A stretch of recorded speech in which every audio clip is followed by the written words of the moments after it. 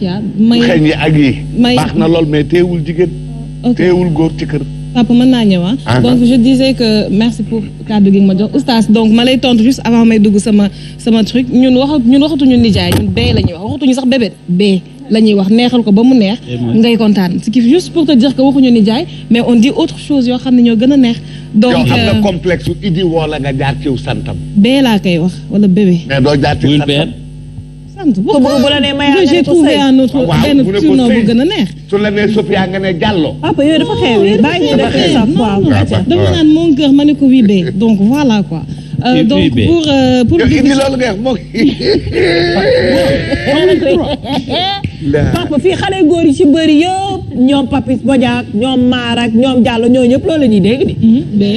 ay nijaay xale boo leen ko waxee sax dañ naan moo ko ci nijaay de lii mooy lan nijaay kenn du leen ko fi wax doo leen ko nangu. waaw.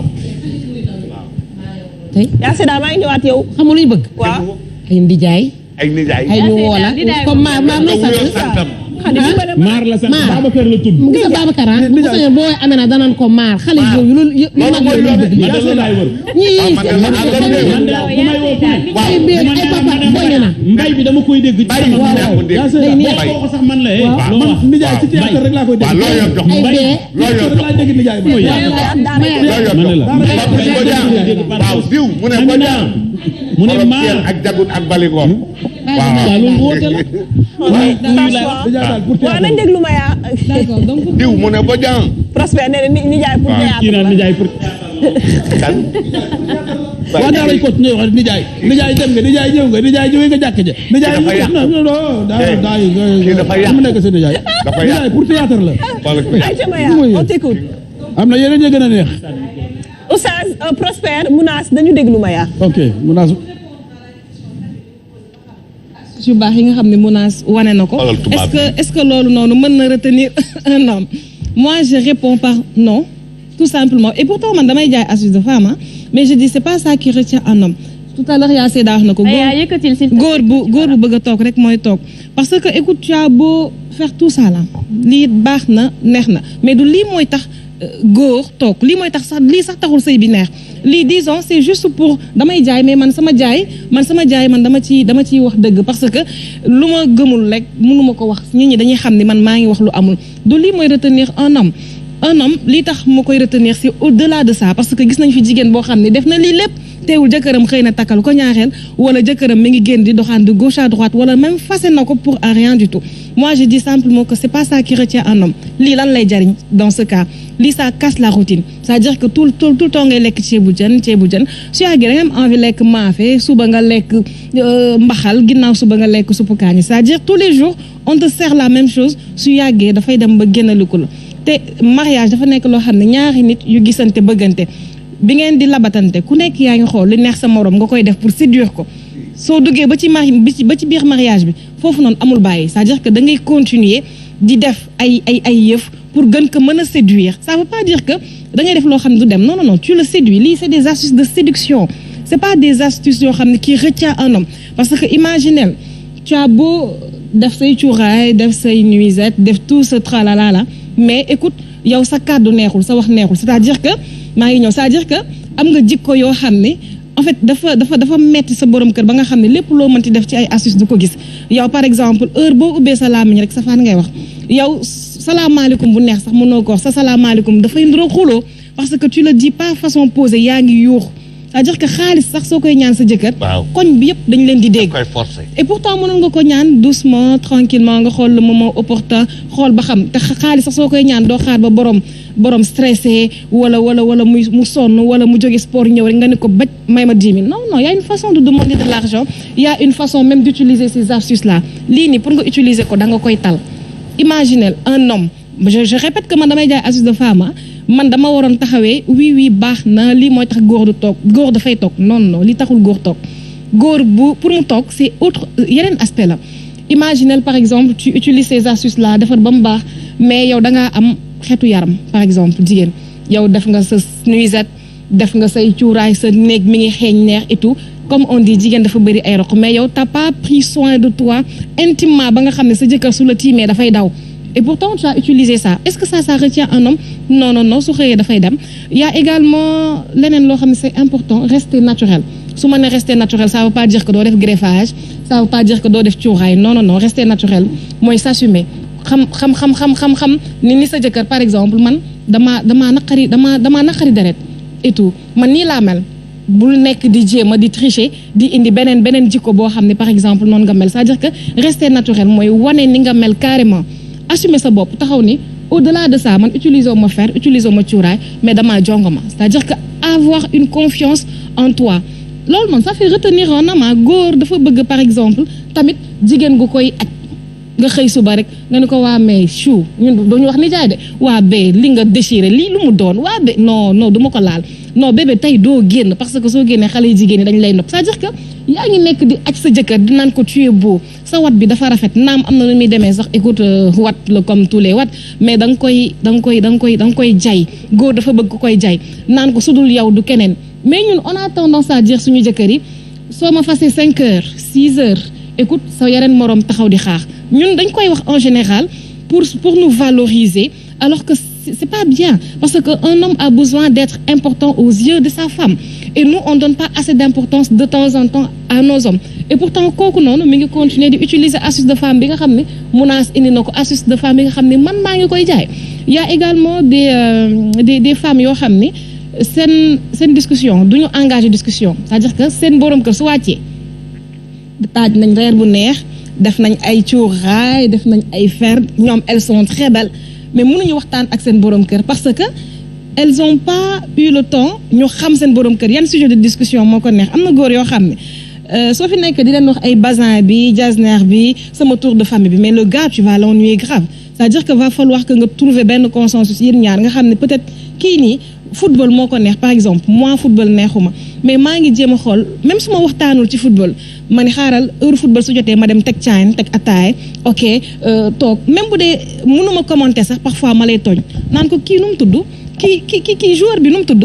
suñu dugalee ma daw jubilé comme si man damaa nekk di seetaan match bi alors que ça ne m'intéresse pas du tout c'est un moyen de partager benn moment bu ndaw ak sa borom kër nous on a tendance à penser qu'il y a que ça qui peut faire rester un homme non ba ci reetaan papa tout à l'heure wax na ko nga yeewu rek ñu sourire la j'espère que tu as bien dormi au revoir passe une bonne journée loolu su xëyee suba dafay am bonne journée parce que yaa ngi ko sourire tu lui as montré que écoute ta femme t'aime ta femme va bien et notre couple va bien mu àgg ci bureau ba au-delà de solo nuisette defoo cuuraay mais tu lui envoies un message bébé tu as mangé xam nga ne ci biti lay lekkee passe une bonne journée ce soir je te réserve une surprise par exemple oustaz wax na ko tu sais les astuces de femme guddi bu neex nañ ma jéggal ci cadre bi préliminaire yi bëccëg lay commencer sa borom kër war na xam ne tey jii su ma wàccee man kat sama soxna am na lu may préparer am na lu muy demee c'est rien d'extra hein c'est juste peut-être teg nga benn sol nga lu rigolo ni par exemple tey dama lay delloo ñoom maam sol sa benn grand boubou def ay affaires yoo xam ne en quelque sorte ça va le faire rigoler et essayer de faire rire son mari nous on fait pas rire nos maris ay léegi waxuñu ngay def léeboon lippoon de non c'est-à-dire que ngay toog sa jëkkër di sentir di toog ak jabaram di waxtaan bay ree comme ñun ñu doon reetaanee tout à l'heure c'est-à-dire que tu fais rire à ton mari au point que fu mu mën ci dem ci àddina écoute sa yëfu dof yi nga doon def daf koy manqué yëfu immature yi daf koy manqué sa waxtaan bu neex daf koy manqué sa reetaan bu neex daf koy manqué am na si jigéen yoo xam ne suñu toogee ci seen ay borom seen jëkkër invité par exemple seen ay xarit seen jëkkër dañuy yàkkamti invité seen xarit parce que xam nañu tey suñu ñëwee madame daf fiy toj nan la fiy tojee du nuisette du lekk bu neex du dressage bu neex de mais c'est la discussion c'est la conversation de madame qui est intéressante ñooñu suñu ñibbee xam nga lu ñu koy wax non sa jabar ji elle est intéressante j'aurais bien aimé am jabar joo xam ni nii la ñuy reetaan loowee am jabar joo xam ni nii la immaturé c'est des petits détails yoo xam ni c'est important dans un ménage et nous malheureusement on n'a pas le temps et attention am na si astuce de femme yoo xam ne am na si góor yoo xam ne astuce de femme bëgguñu ko donc moi je me dis que à chaque fois benn nit su ñëwee na ma jaay ma lii ak lii dama bëgg a séduire sama borom kër lu ma lay wax est-ce que neex na sa borom kër parce que y a de ces hommes yoo xam ne bëgguñu ko leen mënote tey soo xëyee dem jënd mënote leen suñu dawee du yaa leen tooñ wala suñu yooxoo du yaa leen tooñ am na góor yoo xam ne bëgguñu sëru becco tey ji soo leen soralee sër disons yow yaa leen tooñ il va falloir que tu communiques avec ton mari xool lan mooy ay fantasme xool lan la bëgg am na góor yoo xam ne dañoo bëgg ku leen di dóor am góor yoo xam ne dañoo bëgg ku leen di chifaay nga koy tout à fait il y a tout c'est-à-dire que dans un mariage fantasme dafa bari papa ku nekk ak li lay daaneel ku nekk ak li nga bëgg non dóor sensuel lay doon papa dóor yu yam yu neex yoo xam ne du metti en fait dafay neex tu as compris donc va falloir que waaw mais gis nga menace génnee na ay dóoru sauvage yooyu non pas des dóors sauvages même menottes yi c'est des menottes à base de plumes yoo xam ne dafay nooy nepp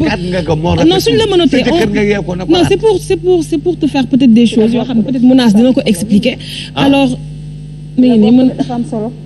dafa am solo mais il faut préciser que menace c'est bien beau ñun ñi koy jaay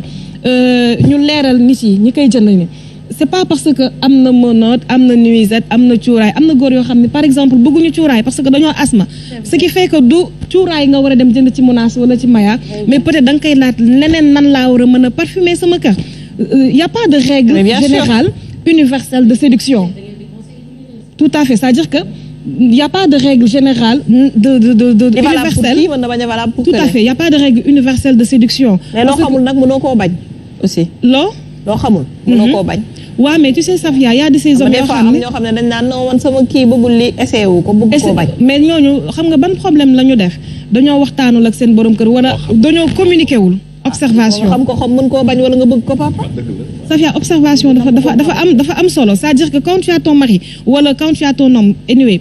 nga koy observer di ko xool même quand y a pas la communication nga koy seetlu xam ne tey jii jour bi ma solee nuisette bi il a grave apprécié jour bi ma solee sër bi dafa ma xaw a xas na ma moo sa yëfu mère yi moi je vais en déduire que peut-être bëggul affaire u sër c'est-à-dire que va falloir observer ton partenaire pour mën a xam li koy bëgg tey nga def huile de massage mun la bëgguma lii bu subaa nga def bougie de massage mu kontaan da nga naan ah non bougie ba la bu subaa moi tout tester après voir ce qui tout à fait moi je conseille par exemple à mes clientes doo jékki il y a des hommes qui n'aiment pas les ndoket papa il y a des hommes qui aiment les deux pièces ak wala ay nuisette papa ndoketu guddi pour lan la ndoketu guddi dafa bari papa ndoket dafa bari ndoket dafa bari ndoketu guddi pour yow ngay tëddi looy doy ndoket Aïcha Maya merci d'accord ñu mën a évoluer tuuti su fekkee vidéo Benoît bi c'est prêt ñu mën a ko seetaan Khady Aïcha ba sol am kii ba rafetul Aïcha ñu xool vidéo Benoît bi s'il vous plaît